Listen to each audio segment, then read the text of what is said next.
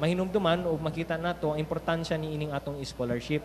Kay sa tinuod lang, aduna kitay mga libreng elementary and libreng high school na pinagi sa atong public elementary and public high school systems. Pero wala kitay libreng ang college. Nalang tay state universities nga ingon nga subsidized ang education. Meaning to say, ginasubsidize sa atong gobyerno ang galastuson unta sa bata para sa iyang tuition. So ang tuition sa mga state universities dili ingon anak kadako.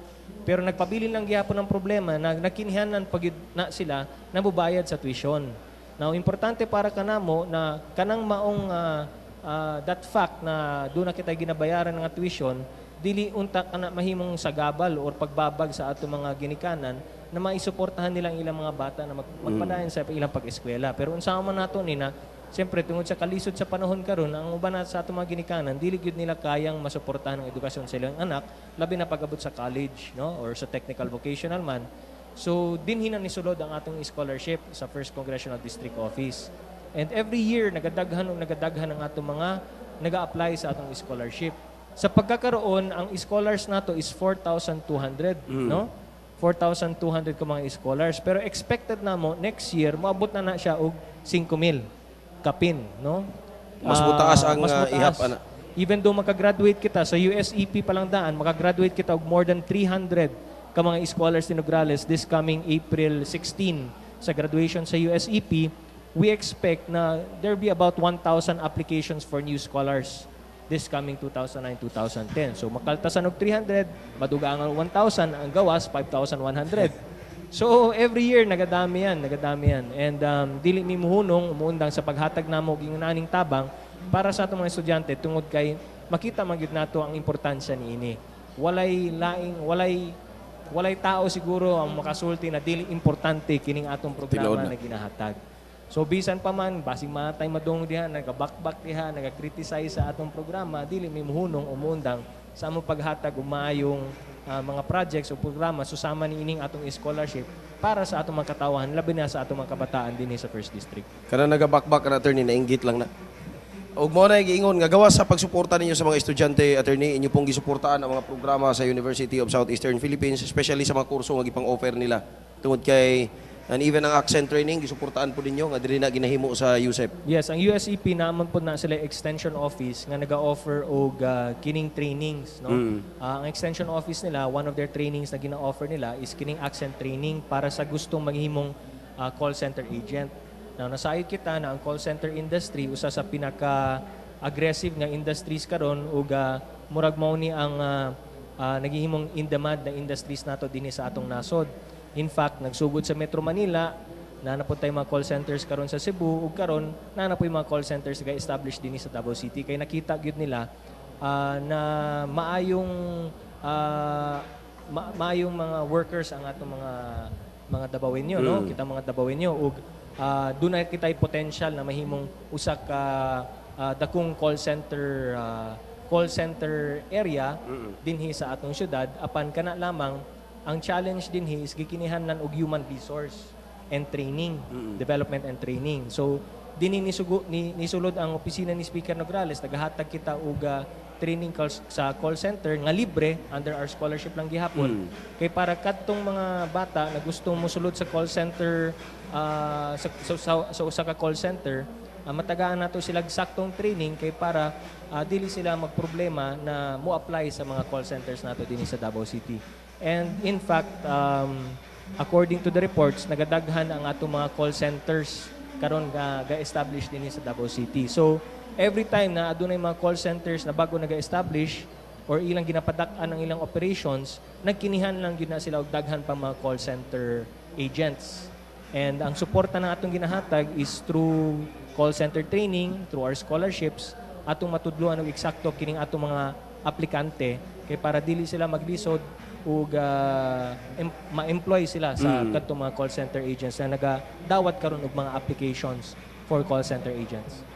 So diya nato makita attorney nga kung niya sila ning eskwelahan ni daghan sila makatunan tungod kay kini usa ka state university at the same time ang office ni Speaker Nograles ug Attorney Carlo Nograles grabe ang suporta nga gipaabot ni eskwelahan ug kanang mao nga suporta dili na kay gikan lang sa mua nga istorya kundi pamatud-an na niyang taud-taud sa tuang mga bisita sa programa. Actually ang partnership nato with USEP nagsugod kini last 2001 pa. So from 2001 up to 2009, nagpadayon lang gihapon ng ato ang partnership with University of Southeastern Philippines in terms of kining mga scholarship grants na atong ginahatag. And gikan sa kaniadto puros college scholars lang ta, karon gidugangan nato na po tay mga masteral scholarships, karon na po tay mga doctoral scholarships. Sa una, college lang, gidugangan na po nato og suporta og scholarship sa atong mga technical vocational courses dito sa College of Technology sa USEP. Kay para kadtong dili makapasar sa entrance exam for college, na lang gihapon sila higayon na maka-eskwela sa USEP under sa College of Technology. Katong gusto mahimong call center agent pod, gina-training pod nato through our scholarship pinaagi sa atong USEP Extension Office. So we have a long history of partnership with the University of Southeastern Philippines. And siguro kining makita nato na siya in terms of the number of scholars Yes. na naakita din sa USEP.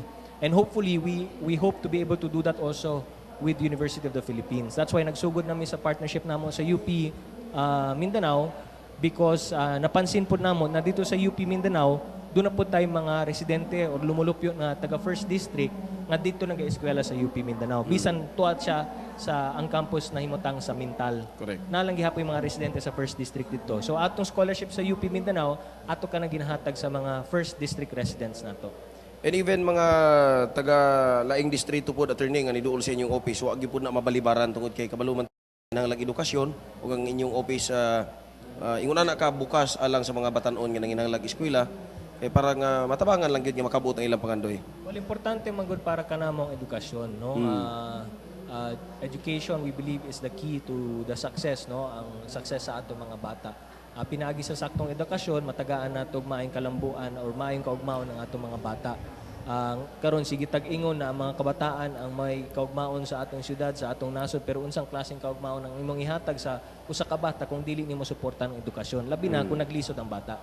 So diri na kami nisulod o naghatag og mga scholarships kay para dunay higayon ang bata na makakuha siya og maayong edukasyon. Ug wala man pud ta nagpataka og hatag og scholarships, di ba? Syempre ang atong ginapangita katong nagkinihanlan gyud nagpili kita og mga partner schools na maayo gyud, no, which is USEP, ang UP Mindanao, and of course ang mga uban pa nato mga partner schools sa mga private colleges and universities. So even mga private schools na po tay partnership with them and na po tay mga scholarship grants na ginahatag pinaagi sa Oplan Kaalam. Yes, thank you attorney. Mga scholar may gala makauban to taud-taud no kini mga scholar nga niya sa tuwa nga left side si Jan Zambrano maka-interview ni ana, and then mga professor ug uban pang mga magtutudlo diri sa USEP ato pong makauban karon pinagi sa ilaha ug ato nga sugdan diri sa ako ang right side attorney para nga mahinabi nato paliw ko pa ilailas ka galingon sir. Good afternoon. Good afternoon. Ako din si JV Gabronino, proud scholar grantee of the Oplan Kaalam scholarship program ni Congressman Nograles. Usa ako kastudyante sa master's a graduate school sa USEP. Okay. Unsay masulti nimo aning programa ni Attorney Carlo Nograles ug Speaker Boy Nograles? Kaning programa ni Speaker Nograles kay usa jud ka significant na project because they give focus talaga sa education, not just on the lower level but most especially sa college level, not only in the college level but also in the graduate studies, which is very important because kaming mga graduates, mga estudyante sa masteral, nagkalisod jud o kanang sustain sa mga pag-eskwela because there is very huge difference sa tuition. And mo na siyang pinakadakong naitabang sa scholarship program ni Congressman Nograles kay at napa-lighten jud ang muang problema in terms of financial support and assistance sa mga pag-eskwela. Matinood na kay karong panahon naman gud basta financial na gani atong istoryahan medyo kapos kitang tanan. Tanan nagmahal eh. Dako jud siyang tabang para sa mga sa tanang estudyante na grantee sa mga scholarship program ni Congressman Nograles. Okay. So thank you kay sir. Mga kaigsunan, mao to ang usa sa mga naka-avail sa scholarship program ni Attorney Carlo Nograles ug Speaker Boy Nograles. Sa tupad po atong nagaag time, magapailela siyang kaugalingon. May hapon sir, ako day si Maria Fe Delfinado. Isa ako ka part-time teacher sa USEP under sa Hospitality Management Program. Okay. So under na siya sa evening program. And ako po, actually akong anak is already a beneficiary of the Oplan Kaalam. Nakahuman na imong anak ma'am wala pa? Bali mag third year siya karon